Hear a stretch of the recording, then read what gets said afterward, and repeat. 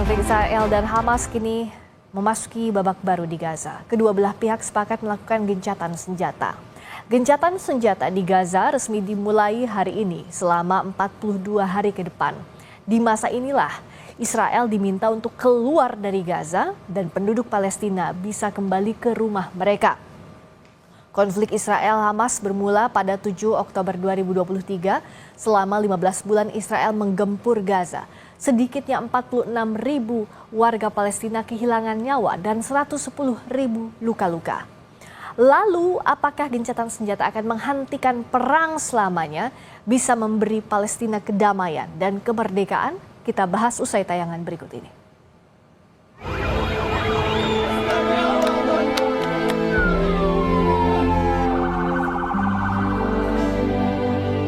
Belas bulan serangan Israel berkecamuk di jalur Gaza. Hari pertama gencatan senjata di jalur Gaza tengah berlangsung. Seluruh warga Palestina menyambut dengan sukacita. Tapi mereka masih dihantui ketakutan dan trauma atas derita akibat perang. كان لي بيت زي ما انت شايف كان عندي بيت وعندي كل شيء طبعا اجت الحرب هذه ما خلت لا بيت ولا اي حاجه وكان حتى لي ابن كمان تصاوب في الحرب ونجا باعجوبه من الحرب هذه حياتنا كلها. Beberapa jam jelang gencatan senjata, militer Israel masih aktif melakukan serangan di jalur Gaza. 8 orang dilaporkan tewas. ما زالت بعض الجثث موجودة تحت الركام وذلك لعدم تمكننا من العمل وانتشال هذه الجثث على مستوى المحافظة الوسطى بسبب الاستهداف المباشر لعمل البواقر أو البلدوزر والكباشات الذي تعمل في المكان من الاستهداف الإسرائيلي. Mengutip data dari Al Jazeera, terdapat 3 fase perjanjian gencatan senjata.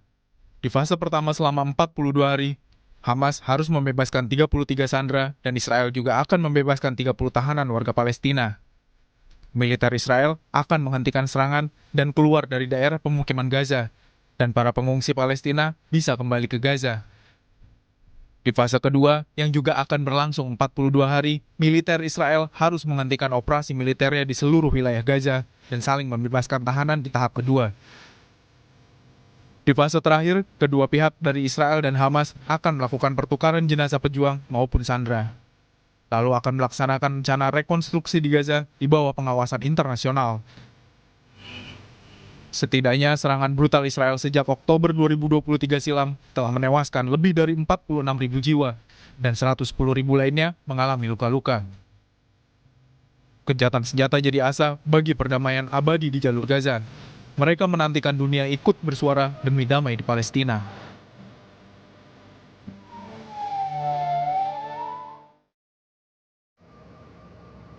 Kesepakatan gencatan senjata antara Israel dengan Hamas berlaku mulai hari ini. Apakah asa akan perdamaian di Palestina semakin dekat?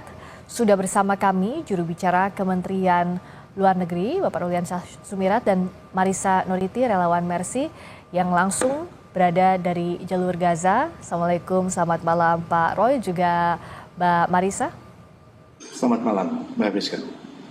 Selamat malam Mbak Marisa. Selamat malam, saya ke Mbak Marisa dulu. Ini hari yang ditunggu-tunggu oleh warga Gaza. 15 bulan dibombardir, tapi hari ini akhirnya ada gencatan senjata. Nah, bagaimana situasi di sana? Apakah betul masih ada serangan bahkan dari Israel pada pagi ini di Gaza, Mbak? Ya, benar sekali Mbak Friska. 19 Januari ini saat-saat yang benar-benar ditunggu oleh warga Gaza yang tadinya diharapkan pukul 8.30 untuk official ceasefire-nya, tapi karena beberapa kendala teknis akhirnya mundur, kurang lebih tadi mungkin sekitar jam 10 atau jam 11 ofisialnya, dan penyerangan masih berlangsung baik itu sebelum pengumuman ceasefire secara official dan bahkan setelah ceasefire. Dan berdasarkan update per hari ini jam 19.30 waktu Gaza, Israel telah membunuh 19 orang warga Gaza dan 35 lainnya luka-luka.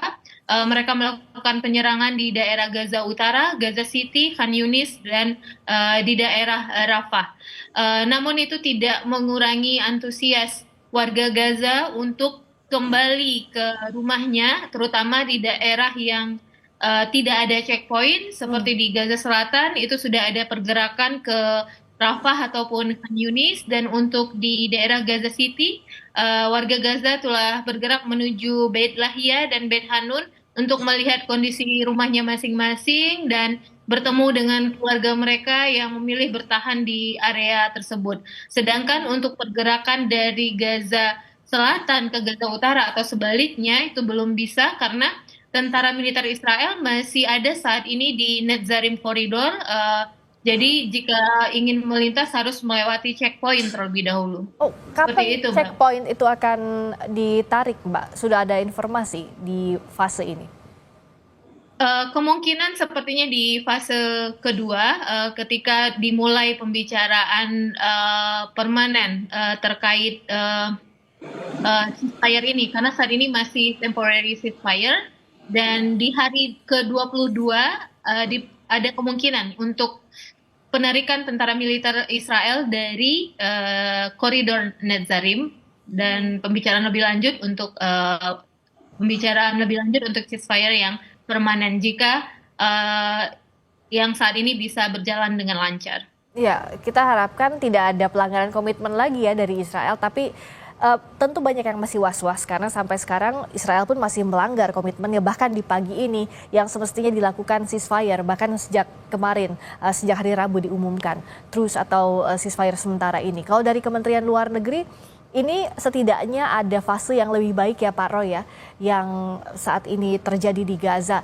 Nah, tapi bagaimana komitmen Indonesia untuk mengawasi proses dari gencatan senjata sementara ini agar bisa diteruskan ke fase berikutnya? Karena komitmen Pak Presiden berkali-kali, Pak Presiden Prabowo di berbagai forum internasional, kemerdekaan Palestina yang kita perjuangkan. Ya, baik, terima kasih Mbak Friska.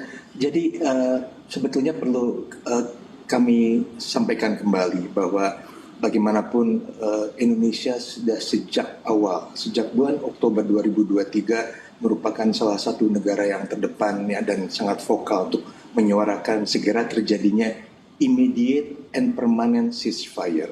Jadi kita dari sejak awal kita menyerukan agar semua pihak dapat mengambil langkah-langkah apapun untuk dapat mewujudkan adanya gencatan senjata yang sifatnya segera, immediate, dan permanen.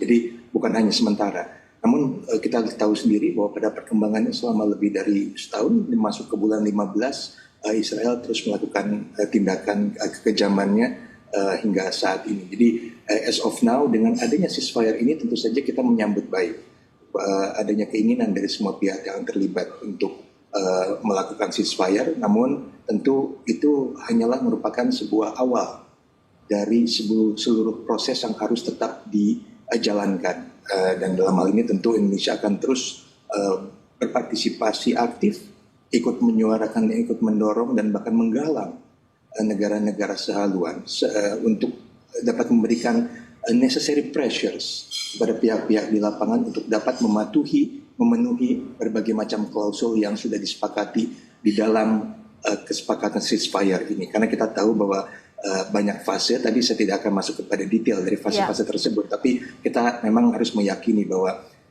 ini adalah apa yang saat ini relatif terbaik meskipun bukan ideal. Namun tentu saja kita juga tahu bahwa ini hanyalah awal dari keseluruhan isu yang harus diadres secara menyeluruh, karena bagi pemerintah Indonesia bagaimanapun ini hanyalah salah satu momentum untuk untuk dapat mencapai tujuan yang lebih penting lagi, yaitu kemerdekaan bangsa Palestina. Ya, itu yang kita harapkan. Prosesnya masih panjang memang kalau melihat apa yang terjadi saat ini. Tapi kalau Mbak Marisa, yang penting juga yang selama ini kesulitan adalah logistik dan juga keamanan, jaminan keamanan bagi para warga di Gaza. Dengan hari ini, apa perbedaan yang terlihat? Apakah bantuan logistik misalnya sudah mulai masuk, lalu warga juga sudah bisa menempati pengungsian atau bahkan kembali ke rumahnya mendirikan tenda, atau seperti apa Pak, Mbak, gambarannya di sana, Mbak Marisa?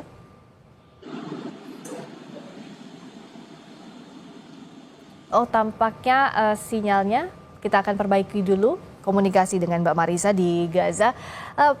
Pak Roy, yang kita khawatirkan adalah sebenarnya Israel ini kan out of touch dalam berbagai forum, PBB apapun itu sulit sekali untuk mencapai hari ini.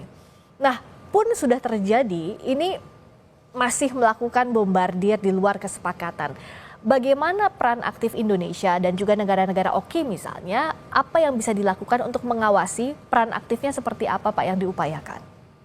Ya, sebetulnya kita tidak pernah berhenti untuk terus menggalang kesatuan pandangan, menyuarakan hal-hal yang memang harus diserukan secara bersama, memberikan necessary pressures, menempatkan Israel supaya dia terkucil, supaya terlihat bahwa memang dia adalah pihak yang memang harus bertanggung jawab terhadap keseluruhan kejahatan terhadap kemanusiaan yang selama ini dilakukan. Jadi paling tidak yang selama ini secara konsisten kita lakukan adalah turut menggalang agar dukungan terhadap Palestina menjadi semakin meluas.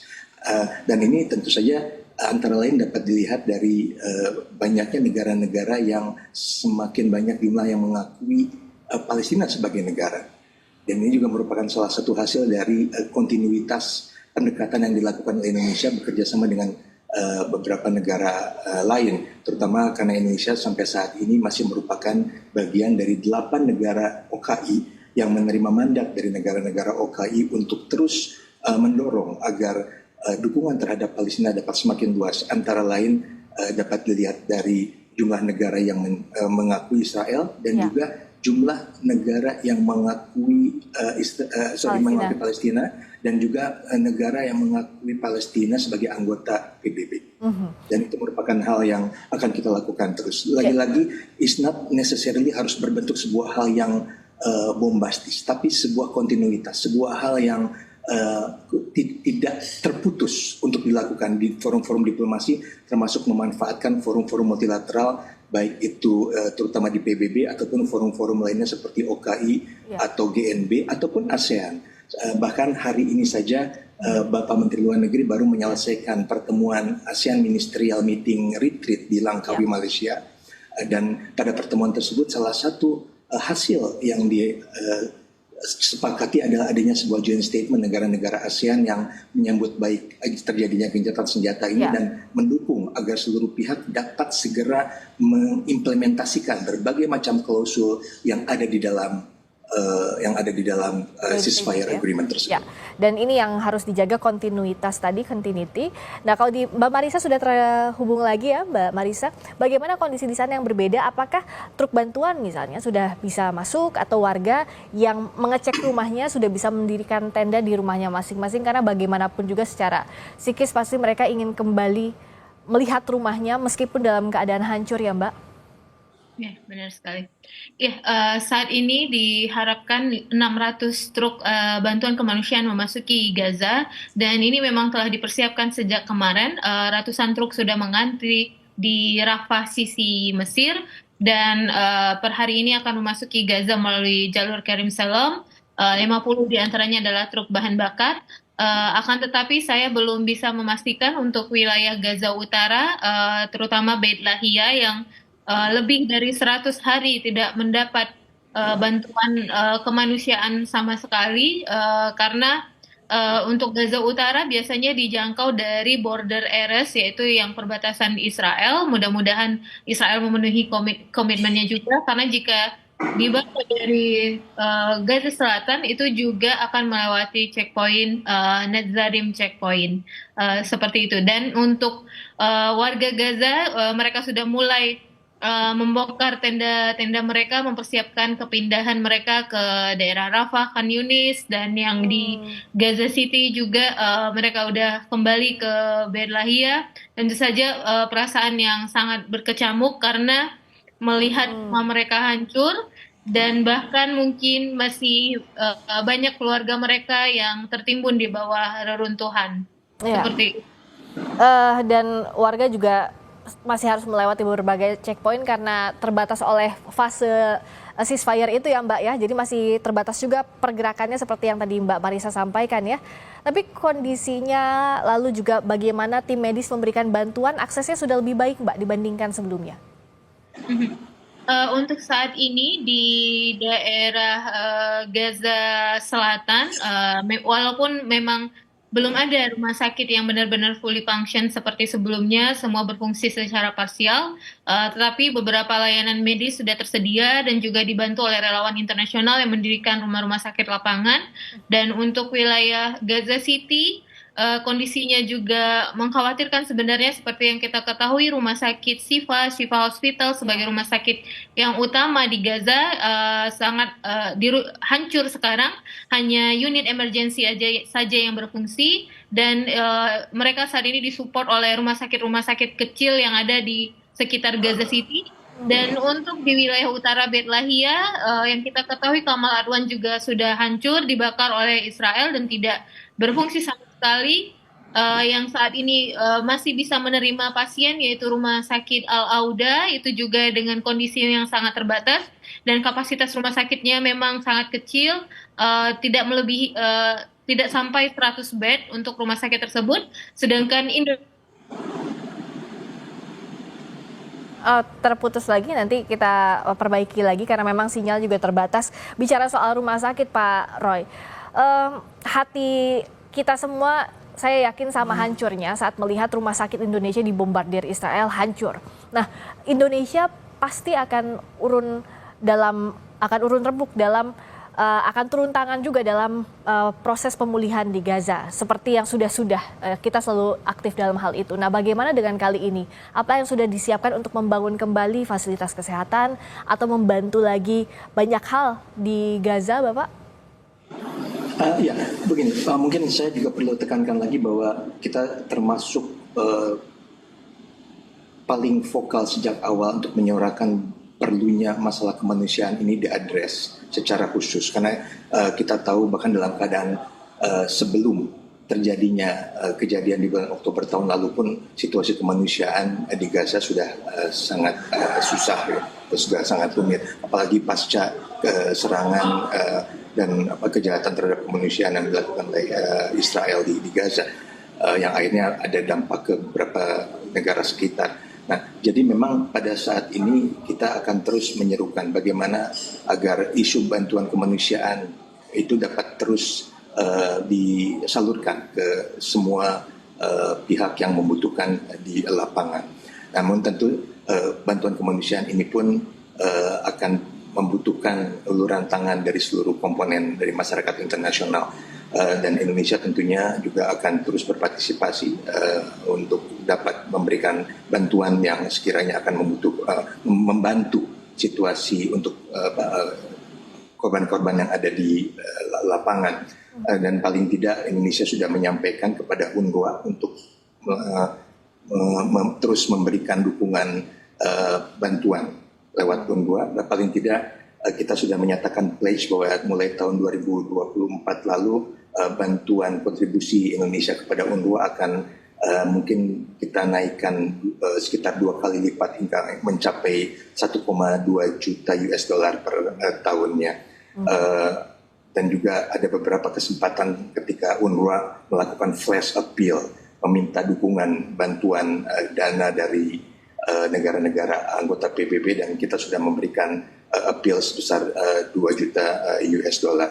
Sebagai catatan juga bahwa bantuan kemanusiaan yang disampaikan oleh Indonesia tidak hanya datang dari pemerintah, tapi juga dari berbagai macam kalangan, dari berbagai macam stakeholder, termasuk kalangan civil society Indonesia yang terus aktif untuk menyalurkan bantuan ke Gaza. Tercatat paling tidak hingga periode tahun lalu saja bantuan kemanusiaan yang kita salurkan, terutama melalui Mesir, itu mencapai sekitar 4.000 ton barang senilai sekitar 11 juta US dollar. Ini akan terus kita bantu sebisa mungkin bekerjasama dengan negara lain. Tapi khusus untuk masalah rekonstruksi yang ditanyakan Mbak Friska tadi, memang kita tahu bahwa isu rekonstruksi akan masuk di dalam fase terakhir dari kesepakatan yang ada sekarang. Namun tentu pada saatnya nanti apabila sudah ada sebuah pembicaraan yang lebih komprehensif mengenai bentuk dari rekonstruksi yang dibutuhkan, tentu saja pemerintah Indonesia akan turut aktif untuk dapat membantu situasi. Ya, kita tunggu ya bagaimana kesepakatan di fase terakhir gencatan senjata terkait rekonstruksi itu. Nah, Mbak Marisa sudah terhubung lagi.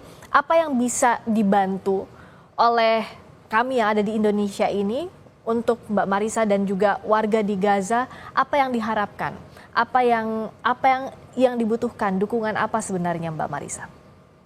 Ya, seperti yang kita ketahui saat ini fase ceasefire ini bisa dibilang masih sangat rawan untuk tidak berproses ke ceasefire permanen karena kita sudah melihat bagaimana pihak Israel sebelumnya, bahkan kemarin Netanyahu sendiri sudah menyatakan bahwa Israel mendapatkan izin dari Donald Trump dan dari Joe Biden untuk berperang kembali setelah serah terima hostage hasil dilaksanakan di tahap 1 ini. Bagi saya pribadi, yang paling penting saat ini memastikan Israel mematuhi ceasefire dan mematuhi international humanitarian law sebelum kita berproses untuk ke tahapan selanjutnya. Sangat diperlukan tekanan dari dunia internasional. Seperti itu, Mbak. Baik. Upaya internasional harus terus digalakan karena jangan sampai Israel tidak tersentuh seperti sebelum-sebelumnya, dan untuk kemerdekaan Palestina secara hakiki inilah yang terus diperjuangkan, kita titipkan untuk Indonesia dan juga negara-negara lainnya. Terima kasih Pak Rolian Syah Sumirat, juru bicara Kementerian Luar Negeri. Terima kasih Mbak Marisa Noriti, relawan Mercy. Tetap hati-hati di sana, kami doakan terus dari sini. Sampaikan salam kami juga untuk warga di Gaza. Terima kasih, selamat malam.